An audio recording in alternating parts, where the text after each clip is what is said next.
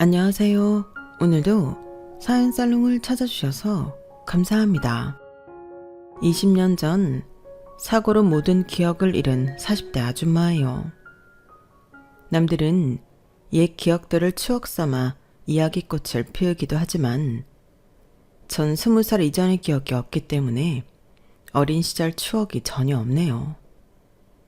드라마나 영화에서처럼 극적인 음악이 흘러나오며 한순간에 파바박 모든 기억이 돌아오면 얼마나 좋을까요? 하지만 현실은 참 비극적이네요. 단 한 장면도 기억나지 않아요.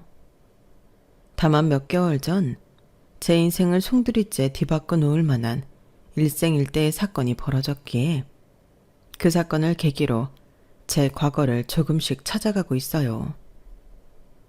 정확히 말하자면 누군가가 이야기해준 나의 어린 시절을 열심히 암기하고 있죠. 어렸을 적 사진도 보고 학교에서 받아온 상장이나 비디오로 찍어놓은 영상도 밤새 보고 있어요. 마치 시험 공부하듯 말이죠. 이렇게 외우기라도 하면 조금이나마 생각이 나지 않을까 싶어서요. 저의 노력이 참으로 가상하죠. 여러분 중 과거를 잊고 싶다고 입버릇처럼 말씀하시는 분들이 계시죠? 하지만 과거를 기억하고 추억할 수 있다는 건 크나큰 축복이에요. 전 과거에 대한 기억이 없기에 지금까지 앞만 보고 자랐어요. 시댁과 남편은 개차반이었지만 천만다행히도 아들 셋은 정말 착하고 똑똑했기에 그 아이들을 희망삼아 여기까지 올 수 있었죠. 태어나서 20살까지의 기억이 전무한 제가 그동안 얼마나 서럽게 살아왔는지 궁금하시죠? 제가 가장 좋아하는 채널인 사연살롱 여러분께 담담하게 제 인생을 털어놔 볼게요. 여러분께서 공감해 주시면 제가 살아갈 힘이 좀 날 것 같아요. 지금부터 시작할게요. 막상 이야기를 펼치려니 어디서부터 시작점을 잡아야 할지 모르겠네요. 저의 첫 기억은 20살 때 병원이었어요. 피투성이가 된 응급실 침대 시트와 뭔가 불안한 눈빛으로 날 쳐다보던 한 남자와 그의 엄마. 제가 깨어나자 몇 번이고 되물었어요. 뭔가 확인이라도 하려는 듯 말이죠. 이제 정신이 좀 들어요. 나 기억나요? 내가 누군지 알겠냐고요. 그들이 누군지 여기가 어딘지 너무 혼란스러웠고 특히나 머리가 깨질 정도로 아팠기 때문에 말할 기운도 없었어요. 아무것도 모르겠어요. 여기가 어디예요? 짧은 대화 후 입원실에서 계속 치료를 받으며 조금 진정이 되더군요. 그 남자와 남자의 엄마는 저와 눈만 마주치면 계속 기억나냐고 물어왔고 전 사실대로 아무 기억이 없다고 했죠.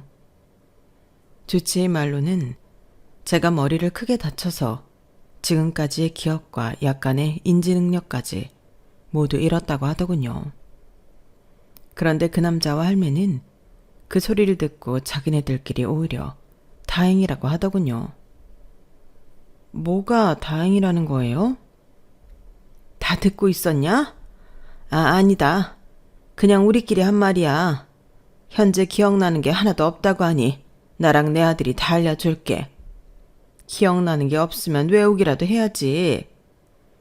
이게 다 네 팔자인 것을 어쩌겠니? 그래 색시야. 내가 우리 색시한테 하나부터 10까지 빠짐없이 다 알려줄게. 나는 당신 남편이야. 이쪽은 우리 엄마. 그러니까 당신 시어머니고 우린 가족끼리 식당에서 밥 한번 먹는 걸로 결혼식을 대신하고 신혼여행으로 서울 구경 다녀오다가 차 사고를 당한 거야. 우리 고향인 섬마을로 다시 돌아오다가 말이야. 우린 원래 바닷가에서 살던 사람들이야. 당신은 오래전 조실부무한 고아로 홀로 자랐고 당신이 하도 날 쫓아다녀서 내가 색시로 받아줬지 뭐. 모든 게 혼란 그 자체였지만 나의 시모와 남편이라는 사람이 말한 대로 그대로 외울 수밖에 없었어요. 난 원래부터 집도 절도 없고 고아라고 하니 내게 가족은 그 둘뿐이었거든요. 당시엔 오히려 그들에게 고맙다는 생각이 들더군요. 고마워요. 이렇게 날 살려줘서. 의사 말로는 하마터면 죽을 수도 있었다고 하는데 그래도 목숨은 건졌네요. 옆에 있던 시모가 한마디 하더군요. 그래. 우리가 바로 네 생명의 은인이다. 앞으로 우리한테 충성을 다 바쳐야 할 거야. 알았냐? 드라마에서 보면 머리를 크게 다쳐 기억 상실에 걸린 주인공은 딱 기억만 잃잖아요. 하지만 현실은 그렇지 않더군요.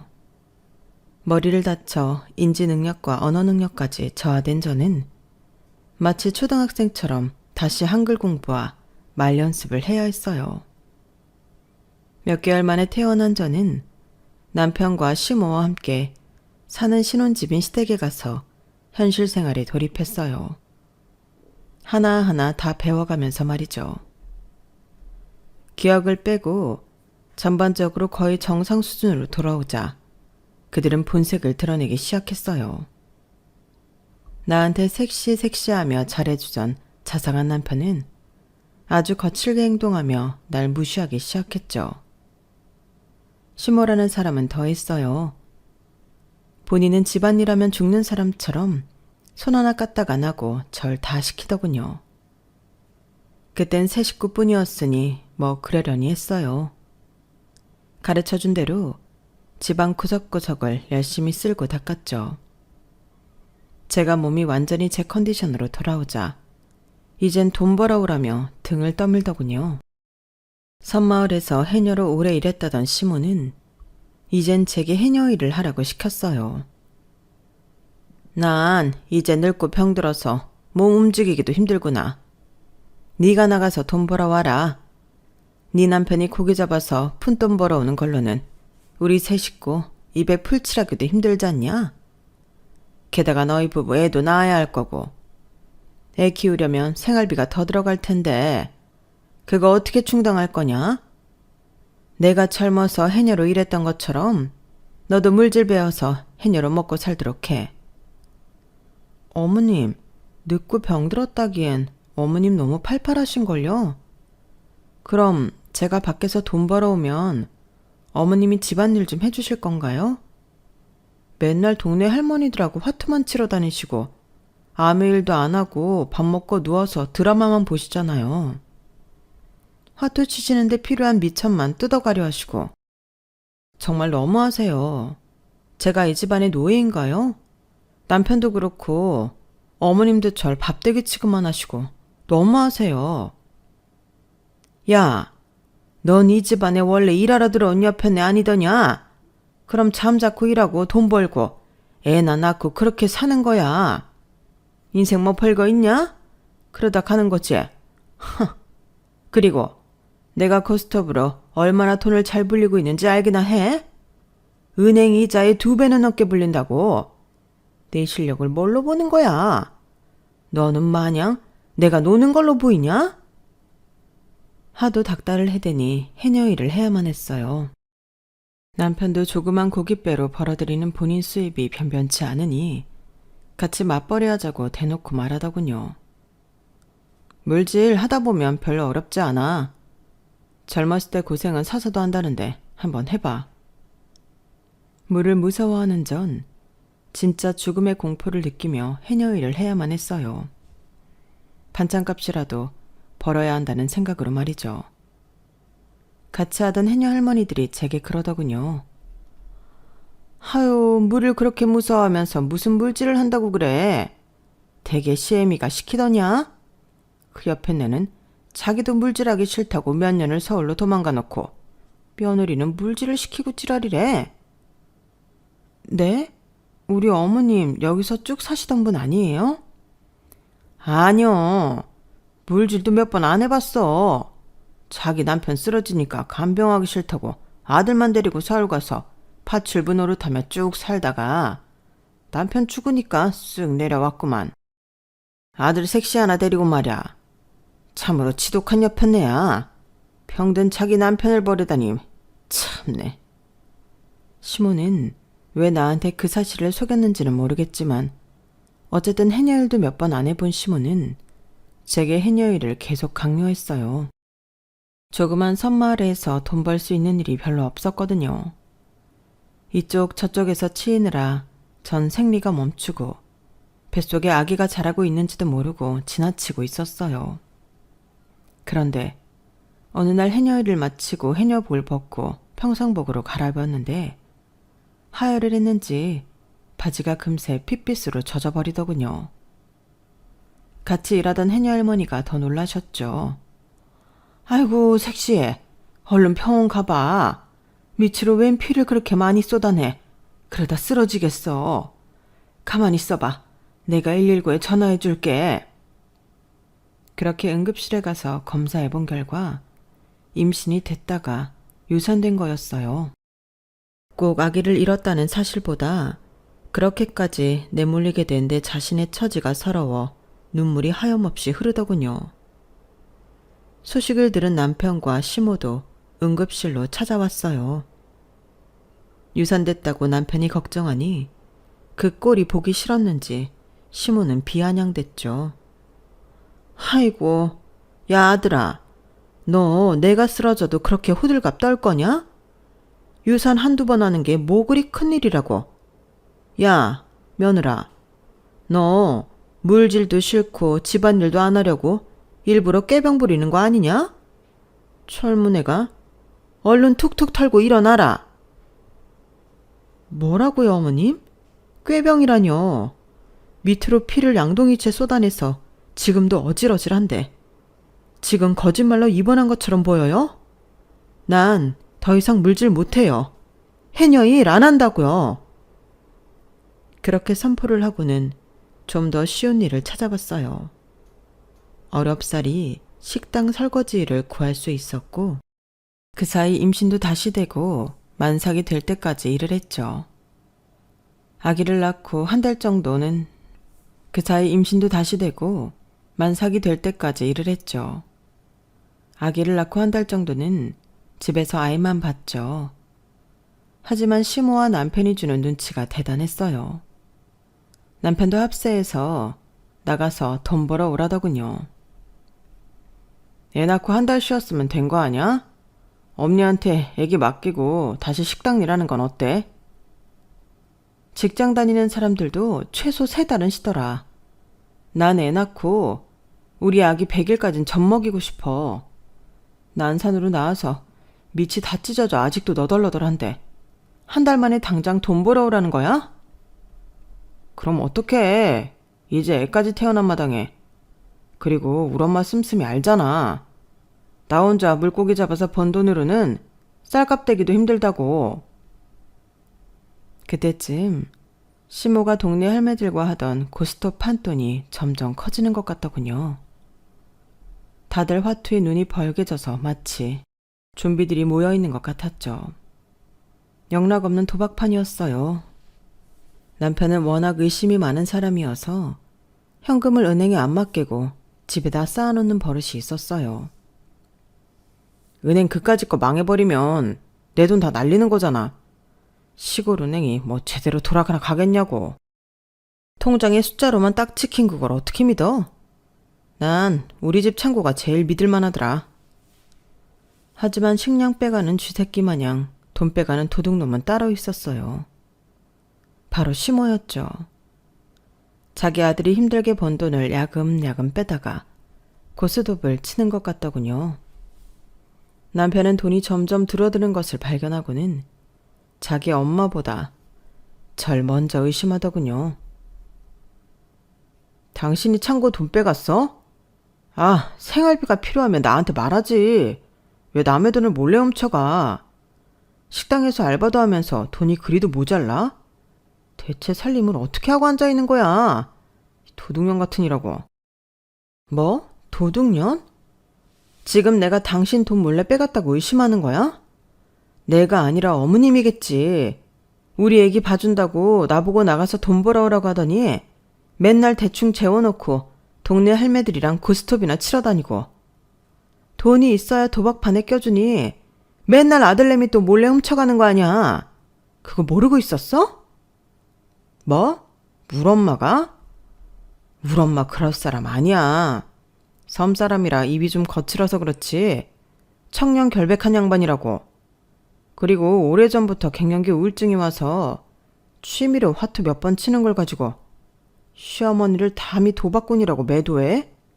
너 진짜 안 되겠구나. 남편은 급기야 내 뺨을 때리기까지 하더군요. 저도 눈이 돌아버렸죠. 하지만 자기 엄마만 감싸고 돌며 절 도둑년 취급하는 게 더 억울했어요. 물증을 잡아야겠다고 생각했죠. 어찌저찌 어렵게 홍캠이라는 걸 중고로 사서 창고 근처에 몰래 설치해놨어요. 성능이 꽤 좋아서 부엌까지 다 보이더군요. 설치한 지 며칠이 되지 않아 시모가 남편 돈에 손을 대는 게 찍혔고 또 다른 영상들도 찍혔어요. 제가 식당 알바를 마치고 고된 몸을 이끌고 집에 돌아오면 시모가 보리차 한 잔을 줬어요. 그게 시모의 유일한 집안일이었죠. 그런데 CCTV를 확인하니 거기에 가래침을 뱉거나 코를 흥 하고 풀어서 제게 건네주는 게 아니겠어요? 전 그것도 모르고 벌컥벌컥 들이켜왔는데 진짜 구역질이 날 만큼 역겹더군요. 남편과 시모가 다 같이 있는 자리에서 CCTV를 틀었어요. 남편 돈을 훔쳐가는 거나 애기가 울어도 제대로 보지 않고 낮잠만 쳐자는 시모. 제 물컵에 침 뱉는 시모의 모습이 적나라하게 다 찍혔죠. 남편도 화가 났는지 자기 엄마한테 버럭 화를 내더군요. 처음 보는 모습이었죠. 엄마, 화투도 정도껏 치셔야지. 아들내미가 힘들게 번 돈 다 가져가시면 어떡합니까? 애도 있는데 애기 우유값은 남겨놓으셔야죠. 그런데 시모의 반응이 더 가관이었어요. 적반하장도 유분수지 진짜 낯짝이 두껍더군요. 야, 며느리 너 이제 몰래카메라까지 들이대면서 날 감시하냐? 전생에 무슨 왼수를 졌나? 인연을 며느리로 들이는 게 아니었는데 내가 미쳤지. 내가 미쳤어. 네가 나랑 우리 아들 사이를 기어코 갈라놓는구나. 대체 뭘 갈라놓는다는 건지 이해를 할 수가 없었죠. 그렇게 사건이 일단락되는 듯 했으나 그 다음 우리 애기에게 끔찍한 일이 벌어지고 맙니다. 여전히 저도 돈을 벌어야 했길래 불안했지만 이젠 아기 잘 봐준다는 시모의 말만 믿고 계속 식당 설거지 일을 나갔어요. 그 사이 둘째 아기가 생겼기에 만삭을 하고도 일을 해야 했죠. 그런데 병원으로부터 긴급하게 연락이 오더군요. 박정국 아이 어머니 되시죠? 지금 빨리 병원으로 와주세요. 아기가 좀 크게 화상을 입었는데 지나가던 동네 할머니가 발견하고 119 타고 왔는데 가족이 필요합니다. 네? 우리 아들이요? 어디를 어떻게 화상을 입었는데요? 애기 친할머니가 봐주고 있었는데 동네 할머니가 같이 있다고요? 암튼 알았어요. 빨리 갈게요. 전 만삭인 몸으로 냅다 뛰어서 택시를 잡아타고 병원으로 향했어요. 엉엉 울면서 말이죠. 병원에 가보니 애기 잘 돌봐준다던 시모는 어디 가고 동네 할머니만 계시더군요.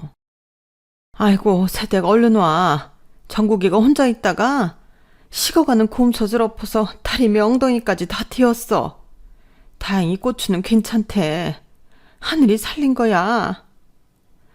우리 애기, 내 피 같은 우리 아기 괜찮니? 엄마가 미안하다. 엄마가 죄인이야.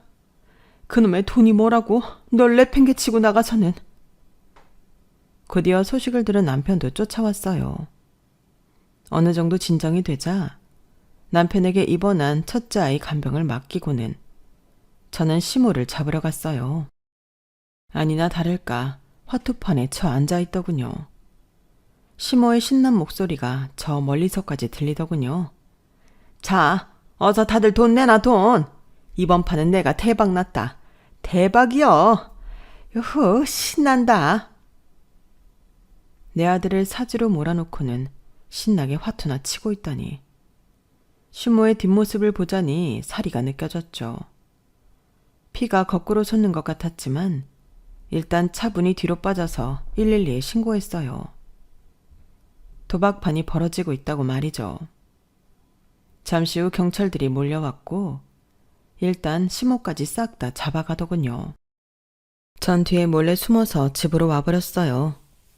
제가 신고한 건 비밀로 해달라고 했죠. 유치장에 갇힌 시모는 남편에게 연락했고 가까스로 나올 수 있었다고 해요. 잡힌 건 처음이었으니 도박 초범으로 말이죠. 남편은 아기가 화상을 입은 것에 대해 시모를 다그치더군요. 엄마, 아니 어떻게 애를 냅두고 화투를 치러 다닐 수 있어요? 지금 아기가 병원에 입원할 정도로 화상을 입었잖아요. 자넨 화투 때문에 내 돈을 빼가지 않나. 이젠 엄마 못 믿겠어요. 아기 엄마가 둘째 가져서 만삭이고 하니 그냥 내 몸 굴려서 돈 벌어올 테니 다 집에 있어요. 남편은 하는 일이 고기잡이였으니 훨씬 연봉이 세다는 원양어선 일을 알아보더군요. 이젠 원양어선 타면 애기들까지 생활하는데 문제 없을 테니 당신이 집에서 애 키워. 우리 엄마한테 맡기면 애기들한테 또 무슨 일 생길지 모르니까 말이야. 이렇게 전 둘째를 낳으며 전업주부가 되었어요. 여전히 시모는 집안일에 손 하나 까딱 안 하고 밖으로만 돌았지만 그래도 식당일 안 하고 집안일 하며 아이들을 돌볼 수 있다는 게 제겐 마치 휴식처럼 느껴지더군요. 원양어선을 타게 된 남편은 몇 달 만에 한 번씩 집에 와서는 긴 휴식을 가지고 또 배 타러 나갔죠. 어쩔 땐 왼수 같지만 그래도 한참을 떨어졌다가 오랜만에 만나니 애틋한 맘도 생기더군요. 그래서 그런지 셋째가 금방 들어섰어요. 그런데 셋째 임신 소식을 들은 남편의 반응이 황당하기 그지 없었죠. 뭐? 또 아기를 가졌다고? 당신 그거 내 아이 맞아? 딴 남자랑 굴러먹다가 애 들어선 거 아냐? 내가 몇 개월씩 밖에 있는데 임신할 수 있는 거야? 지금 뭐라고 했어, 자기? 뚫린 입이라고 아무 말이나 해대는 거야? 집에 오면 한 달씩은 있다 가면서 그 시간들은 생각 안 해? 이 시골 섬마을에 바람필 남자가 누가 있다는 거야?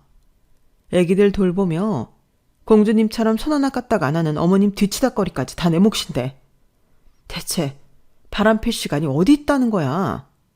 당신만 일하러 다니는 줄 알아? 난 집에서 24시간 움직이고 있다고. 맘 같아선 셋째 아이를 지어버리고 싶더군요. 지금 생각하면 진짜 끔찍한 생각이었죠. 그런 생각을 잠시나마 했다는 자체가 우리 셋째 아이한테 너무 미안하네요. 그렇게 셋째 아이를 남편이 배 타러 장기 출장하고 있는 상태에서 혼자 낳았어요. 그런데 아직도 남편은 제가 의심됐는지 셋째 아기를 낳자마자 기다렸다는 듯이 무언가 요구하더군요. 셋째 아이가 진짜 내 새끼가 맞는지 유전자 검사할 거야. 남편의 의심병은 그때부터 점점 커져만 갔어요. 안 그래도 팍팍한 삶 속에 남편마저 저를 의심하다니 진짜 기운 빠지는 일이었죠. 마음대로 해. 유전자 검사를 하든지 말든지 마음대로 하라고. 검사 결과 당연히 친자로 나왔죠. 제가 다른 남자를 만날 겨를이 어디 있겠어요. 게다가 섬마을엔 죄다 꼬부랑 할배들 뿐이었는걸요. 더럽고 치사하고 진짜 너무 억울했지만 울분을 참고 또 일상생활로 돌아와야 했죠. 전 이미 새 아이의 엄마가 되었기에 나만 바라보고 있는 우리 아이들을 책임져야 했거든요. 아들만 셋을 낳았는데 우리 아들들은 너무 고맙게도 착하고 똑똑하게 커주었어요. 서울 아이들은 과외며 학원이며 사교육도 많이 시킨다는데 외부와 철저히 단절된 이 섬 구석에 과외 선생님이 어디 있겠어요. 다행히 화상 과외라는 게 있다기에 서울로부터 화상으로 수업을 받기도 했죠. 역시나 컴퓨터 앞에서 화상으로 아이 선생님과 학부모 상담을 하는데 선생님께서 이런 말씀을 하시더라고요. 어머님, 지금 첫째 정국이와 둘째 정찬이가 영어랑 수학 수업을 받고 있잖아요. 그런데 워낙 수업을 잘 따라오고 실력이 범상치 않길래 컴퓨터로 간단히 영재 테스트하는 게 있어서 저번에 한번 해봤어요. 그랬더니 둘 다 영재 판정을 받았어요. 간이 테스트이기에 정확치는 않지만 제가 가르쳐왔던 학생들 중 가장 머리가 똑똑하고 실력이 좋은 것 같아서 어머님께 말씀드립니다. 서울로 한번 나오셔서 정식으로 영재 테스트를 받아보시고 그에 맞는 교육을 시켜주시면 어떨까요? 네? 우리 아이들이 영재라고요? 어려서부터 꽤 똘똘한지는 알고 있었지만 그 정도인 줄은 몰랐는데 애기 아빠랑 한번 상의해 보겠습니다. 고맙습니다, 선생님. 우리 아이들이 똘똘하다는 건 정말 기쁜 일이었지만 우리 형편상 영재 교육이며 특히 서울로 와서 교육시키라는 건 꿈처럼 먼 일이었죠. 일단 남편에게 전화로 상의나 해봤어요. 하지만 돌아오는 대답은 뻔할 뻔짜였어요. 야, 넌 엄마로서 애들 데리고 섬마을에서 조용히 살 생각이나 할 것이지. 뭐? 영재교육? 서울? 웃기는 소리 취하고 앉았네. 넌 남편이 돈 벌어다 주니까 돈 버는 게 쉬워 보이지? 고아년 데려다가 밥 주고 집 주고 했더니 바라는 게 한도 끝도 없네. 우리 애들도 고등학교만 졸업하면 원양어선 태워서 돈 벌게 할 거니까 잠자코 애들 밥이나 먹여서 힘나 키우게 해. 힘이 세야 고기도 잘 잡는다고. 뭐? 당신 말이 너무 심한 거 아니야? 어머님이 나보고 야 거리니까 이젠 당신도 나한테 그렇게 막대하네? 우리 애들도 원양어선 태운다고? 당신이 그렇게 힘들면 우리 애들은 펜대 굴리면서 쉽게 돈 벌 수 있도록 역량을 키워줘야지. 밥이나 먹여서 힘 키우라고? 그게 아빠로서 할 소리야? 똑똑한 아이들 제대로 교육시킨다는 게 그렇게 욕 들을 일이야? 됐어. 당신이랑 말이 안 통해. 끊어. 옆에서 전화통화를 듣고 있던 시모도 한마디 거들더군요. 야, 너 힘들게 일하고 있는 네 서방한테 말본세하고는? 그리고 애들 데리고 네가 서울로 가버리면 내 밥은? 집안일은 누가 다 하냐? 자고로 한번 밥대기는 영원한 밥대기인 거다. 그냥 섬마을에서 조용히 살다 죽을 생각이나 해. 남편과 시모의 강한 만류로 일단 한풀 꺾이긴 했지만 우리 아이들을 제대로 된 교육시키며 잘 키워보고 싶단 마음은 몽글몽글 점점 커져만 갔어요. 서울에 대해 찾아보기도 하고 마치 팬이 좋아하는 연예인에 대해 막 찾아보듯이 서울살이, 교육, 교통, 서울의 동네들에 대해 다각도로 검색해봤죠. 그러다가 남편이 아주 오랜만에 집에 왔고 다시 한번 얘기를 꺼내봤어요. 그랬더니 또 제 뺨을 때리며 상을 뒤집어 엎고 집안을 난장판으로 만들더군요. 야, 너 또 서울 얘기 꺼낼 거야? 오라. 네 인연, 네가 처음에 서울 얘기 꺼낼 때부터 내가 예상하고 있었어. 너 서울에 기둥서방 하나 생긴 거 맞지? 그놈 만나러 서울 간다는 거지 지금? 어디서 몰래 연락하며 바람을 펴대. 이 불순한 것 같으니라고. 지금 나 때린 거야? 내가 이 고생을 다 해가며 왜 맞아야 해? 대체 내가 뭘 잘못했길래 이 의심병자야. 아무리 의처증이 심해도 사람 봐가면서 꼬장 부려야지. 뭔 남자야 남자는. 애들만 바라보고 사는 사람한테. 대체 날 왜 때려? 억울하고 분통해서 더 이상은 당신이랑 못 살겠다. 나 혼자 애들 데리고 서울 올라갈 거야. 우리 이혼해. 뭐? 이혼? 참네. 그래 좋아. 그 대신 애들은 당신이 셋 다 키워. 애들 다 데리고 서울이든 어디든 가버리라고. 양육비 한 푼도 안 줄 거니까 그렇게 알아. 애는 나 혼자 낳았어? 아빠라는 사람이 양육비를 못 주겠다고? 양육비 안 주면 당신 소송할 거야. 그렇게 으름장을 놓았지만 나중에 진짜 양육비를 안 줄 때 변호사를 선임해 소송할 정신도 없더군요. 각박한 서울살이에 저 혼자 애새 키우느라 똥구녕이 빠지게 일이 치여 살았죠. 어쨌든 지 마음에 안 들면 폭력을 일삼는 남편과 도박꾼이자 성격 개차반인 시모와 그렇게 남남이 되고 서울로 애 셋 데리고 올라왔어요. 이혼이며 상경이며 모든 게 얼떨결에 결정된 일이라 아무 준비도 없이 맨몸으로 올라왔죠. 그래도 아이들이 어느 정도 커서 혼자 집에 있을 수 있었기에 일단 학교에 보내놓고 하루 종일 일을 했어요. 명절날 포함해서 365일 단 하루도 안 쉬고 일했어요. 목욕탕 때밀이 백화점 청소부, 파출 보며 전단지 돌리기, 박스 공장에서 박스 조립하기 등등 안 해본 일이 없었죠. 그렇게 일해서 번 돈으로 우리 아이들 학비 대주고 먹이고 입히는 게 큰 낙이었어요. 계획대로 특수 영재교육까지 못 시켰지만 우리 정국이는 서울에 있는 수준 높은 중학교에 진학하여 전교 1등을 놓치지 않더군요. 서울대 의대가 목표라며 15살짜리 아이가 밤을 새서 공부하는 걸 보면 대견하기도 하고 짠하기도 했죠. 둘째 정찬이와 셋째 정윤이도 형 따라서 늦게까지 열공하는 게 습관이 되었어요. 어렸을 때는 투닥투닥 싸웠지만 사춘기가 지나고부터는 철이 들며 180도 바뀌더군요. 특히 정국이는 중학생임에도 거의 어른처럼 말하곤 했어요. 엄마, 혼자 힘으로 저희 세 아들 키우시느라 너무 힘드시죠? 제가 얼른 잘 나가는 의사가 돼서 엄마 호강시켜 드릴게요. 그리고 정찬이랑 정윤이 걱정은 하지 마세요. 제가 거해 선생님처럼 동생들 가르칠 테니까요. 제 실력 아시잖아요. 아이고, 우리 큰아들 말이라도 그렇게 해주니 엄마는 너무 고마워.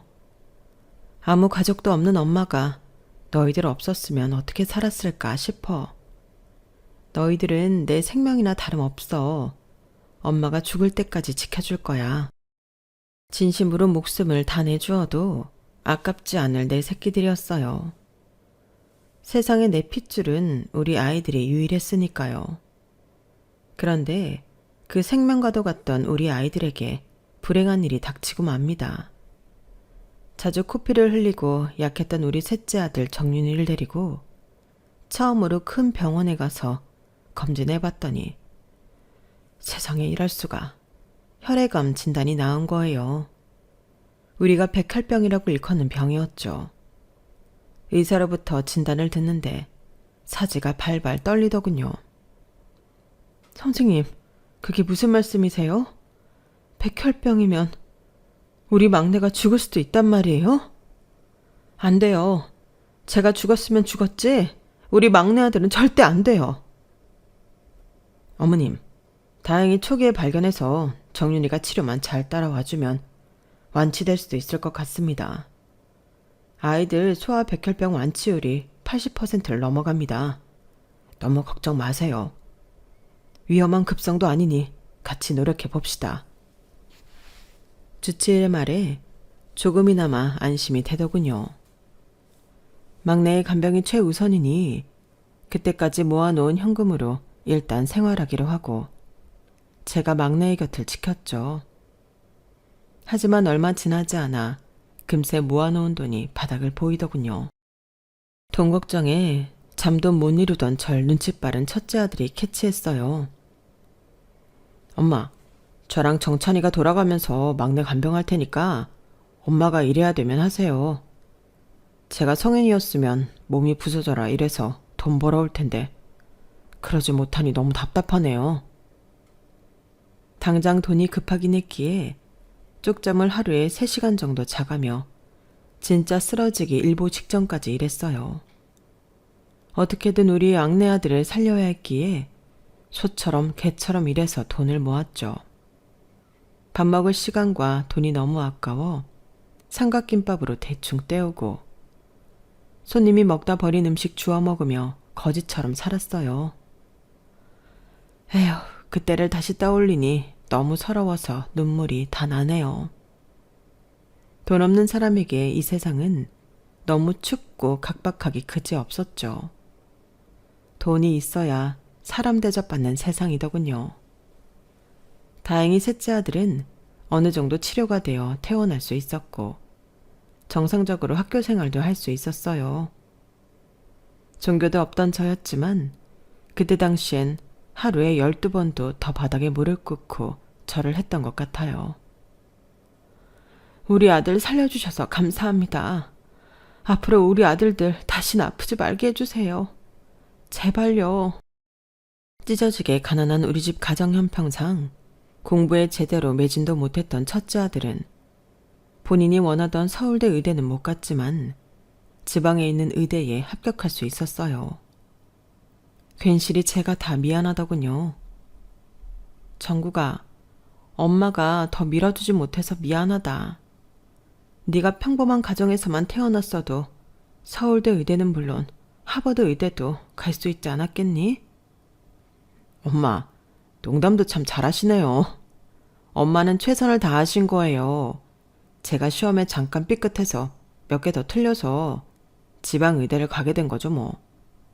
근데 엄마, 여기도 엄청 센 곳이에요. 기숙사 살면서 훌륭한 의사가 되기 위해 열심히 공부할 테니 기대해 주세요. 이렇게 성격 좋고 유쾌한 아들이라니. 내 아들이지만 존경스럽기까지 했어요. 둘째 아들은 순수 과학을 공부하고 싶다며 과학고에 진학했는데 원하던 서울대 자연계열에 합격하더군요. 백혈병을 이겨낸 셋째도 연약한 몸을 이끌고 형들 따라서 열심히 공부하곤 했죠. 우리 아들들만 보면 정말 밥을 안 먹어도 배불렀어요. 남편복, 시댁복, 부모복 없는 내가 자식복 하나만큼은 타고났나 보구나. 이 정도로도 감사드려야지. 이런 생각으로 하루하루 감사하며 열심히 살았죠.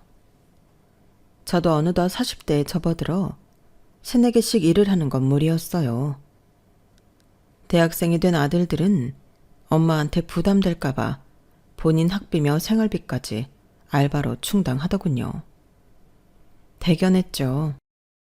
덕분에 전 백화점 청소부 일 하나만 하면서 잠도 7, 8시간씩 자고 여유를 부릴 수 있었어요. 전엔 잠을 7, 8시간씩 자는 게 사치처럼 느껴졌는데 잠만 제대로 자도 살 것 같더라고요. 백화점에서 몇백 몇천만 원씩 하는 물건들을 두 손이 모자랄 정도로 사가는 사람들을 보면 완전히 딴 세상 사람들처럼 느껴졌죠. 그날도 내 발자국이 생기지 하게 않기 위해 뒤로 걸으며 백화점 바닥을 삐까뻔쩍하게 닦고 있는데 저도 모르게 고객과 충돌하고 말았어요. 잠깐 고개를 돌려보니 비서인지 경호원인지 까만 양복을 입은 수행원들 3, 4명과 함께 쇼핑하는 노부부였어요. 아차, 엄청난 부자를 잘못 건드렸구나 싶었죠. 아니나 다를까 그 경호원 중 한 명이 제게 큰 소리로 다그치더군요. 아니 아줌마, 제대로 보고 닦아야지. 뒤에 회장님 내려가 계시는데 무작정 엉덩이로 들이밀면 어쩌자는 거야 더럽게. 괜찮으십니까 회장님?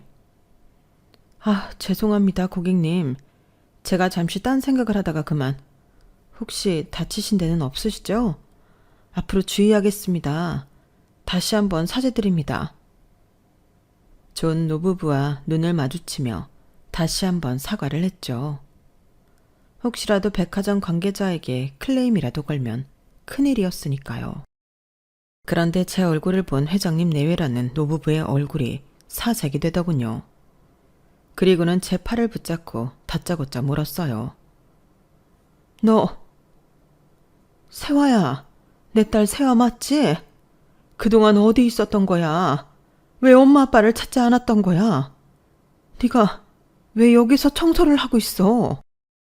대체 20년간 어디서 어떻게 살고 있었던 거야? 세화요? 전 김방인데요. 제가 20년 전에 큰 사고로 기억을 잃고 남편과 시어머니랑 섬마을에 가서 아들 셋 낳고 살다가 이혼하고 서울로 올라온 건데, 제가 딸하고 얼굴이 비슷한가요? 저도 혼란스럽네요. 뭐? 20년 전의 사고로 기억을 잃었다고? 그래서 네가 이 엄마를 찾지도 못하고 엄마 아빠 없이 외딴 섬에서 산 거구나. 아, 불쌍한 우리 세화. 우리가 네 부모야. 우리 얼굴 기억 못하겠니? 넌 20살 때 얼굴 그대로구나. 근데 남편이랑 시어머니가 누구길래 너한테 부모 얘기를 안 해준 거야? 혹시 이 말자 박종문 맞니? 우리 시어머니랑 남편 이름을 어떻게 아세요? 맞아? 괘씸한 년놈들 같으니라고. 웬 여자가 아들 하나 데리고 워낙 불쌍해 보이길래 우리 집에 살게 해주면서 파출부일 시켰더니 은혜를 웬 수로 갚아? 그 작자들 당장 찾아야겠다. 그 년놈들 어딨니? 아니다. 일단 우리 집으로 가자꾸나 세화야. 너 아들이 셋이라고? 어디 살고 있니? 우리 손자들까지 데리고 원래 우리가 살던 집으로 가서 얘기하자꾸나 아가. 내 엄마라는 사람이 날 보고 아가라고 부르는데 느낌이 이상했어요. 날 이렇게까지 다정하고 따뜻하게 불러주는 사람이 존재하는구나. 굉장히 어색한 감정이었죠. 아직 고등학교에 재학 중인 막내 아들을 데리고 제가 원래 살았다던 곳에 갔어요. 대궐 같은 그 집에는 아직도 제 방이 남아있더군요. 제가 10대 시절 한창 재기 발랄할 때의 사진들이 한 벽면을 가득 찰 정도로 많이 걸려 있었어요. 지금의 얼굴과 별반 다르지 않았지만 너무 이상하더군요. 친부모님은 엉엉 우시면서 내 손을 계속 잡고 이야기하셨어요. 중소형 로펌의 수장으로 아직도 일하고 계시는 아빠와 교수로 명예퇴직하신 엄마 덕분에 우리 집은 꽤 부유하게 살 수 있었더군요. 엄마는 설명을 이어갔어요. 아, 글쎄, 아들 딸린 불쌍한 파출부를 데려다가 방앗간까지 내어주며 입주 도우미로 써줬는데 그 아들이 점점 크면서 널 좋아하는 티를 내는 게 아니겠니? 그냥 그러다가 끝나려니 했는데 20대가 되자 그 아들놈이 널 강제로 덮치려고 했고 그 현장을 목격하고는 아들과 엄마를 바로 내쫓아버렸지. 마음 같아선 콩밥을 먹이고 싶었으나 손이 발이 되도록 무릎 꿇고 사정하는 통에 그냥 내쫓는 걸로 끝났지.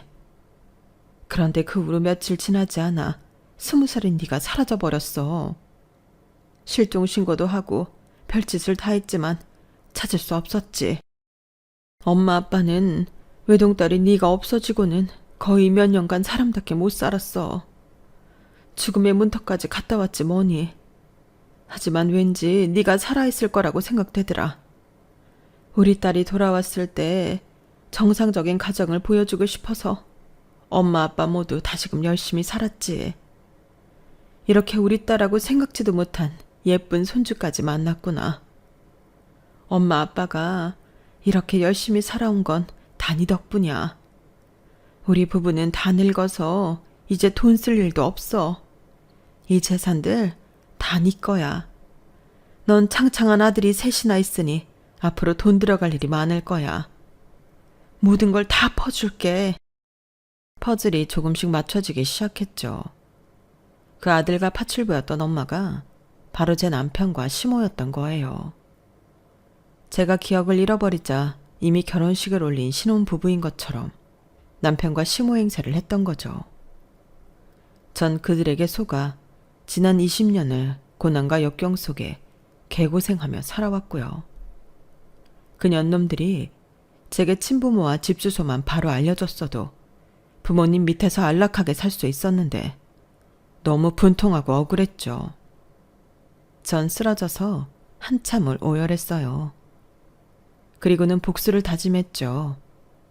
바로 전 남편에게 전화를 걸었어요. 야, 이 새끼야. 왜 사고 났을 때 바로 우리 엄마 아빠에 대해서 말해주지 않았어? 너 때문에 내 인생 꼬인 거 어떻게 보상할 거야? 잃어버린 내 20년을 어떻게 되찾아줄 거냐고. 너랑 네 사기꾼 애미 두 년놈들을 내가 죽을 때까지 족칠 거야. 다 망하게 만들 거라고. 뭐야? 내가 너 억지로 차에 태워서 달리다가 사고 난 것까지 다 기억났어? 아이씨, 누가 말해준 거야? 이런 재수없게 딱 걸렸네. 혹시 돈 많은 엄마 아빠 찾은 거야? 니네 집 엄청나게 부자였는데. 그럼 나 돈 좀 빌려주면 안 될까? 내가 애 아빠잖아. 예정을 생각해서 조금만 재산 떼어주면 안 될까? 뭐 이 새끼야? 네 애미랑 콩밥을 같이 먹을 준비나 해. 네가 그러고도 애기들 아빠냐? 넌 사람도 아니야, 이 새끼야. 그 와중에도 돈 달라는 말을 하다니 정말 빌어먹을 인간이었죠. 날 겁탈하려던 이 남자와 부부의 연을 맺었다는 게 소름 끼칠 정도로 혐오스러웠어요. 부모님들은 일단 병원에 입원을 해서 기억도 최대한 들어오게 만들어보고 건강도 챙기라고 하셨지만 전 복수가 먼저였어요. 다행히 로펌의 수장이었던 아빠 덕분에 소송은 일사천리로 진행되고 있네요. 젖먹던 힘까지 짜내어 증거들을 수집하고 있어요. 지난 20년간 그 악마 모자에게 시달린 증거들 말이죠. 시모와 남편에게서 살려달라고 비명이 섞인 전화, 문자 등을 여러 번 받았지만 다 차단해버렸어요. 더 이상 말도 섞기 싫었거든요. 아이들로 양육비 한 푼 안 주고 엄마인 절 고생시킨 아빠를 싫어하고 미워해요. 그 점만큼은 다행이라고 생각해요. 저는 현재 아이들과 친정에 살면서 친부모님의 재력을 마음껏 누리고 있어요. 특히 백혈병에 걸렸던 셋째 아들한테는 전문적으로 케어해 줄 수 있는 간호사에 영양사까지 붙여주셨어요. 원하면 미국으로 유학 보내주시겠다고 하여 우리 아들들이 현재 영어 회화 공부에 전념을 다하고 있네요. 지네들끼린 영어로 대화하는데 거의 원어민 수준으로 발음도 참 좋네요. 그런 모습을 볼 때 엄마로서 가장 뿌듯한 것 같아요. 잃어버린 20년을 다 보상받을 순 없겠지만 앞으로 살아갈 3, 40년을 더욱 알차게 살아보려 합니다. 내 생명과도 같은 우리 세 아들들을 위해서라도 말이죠. 현재 삶이 팍팍한 분들이 계시다면 저처럼 큰 행운이 어느 날 갑자기 뚝 떨어졌으면 좋겠네요. 언젠간 해뜰 날이 꼭 있을 겁니다. 우리 모두 힘내자고요. 제 이야기를 끝까지 함께 들어주셔서 진심으로 감사드립니다. 여러분, 사연 댓글에 응원과 현명한 조언 부탁드려요. 좋아요와 구독은 저에게 큰 힘이 됩니다. 오늘도 좋은 일 가득하세요.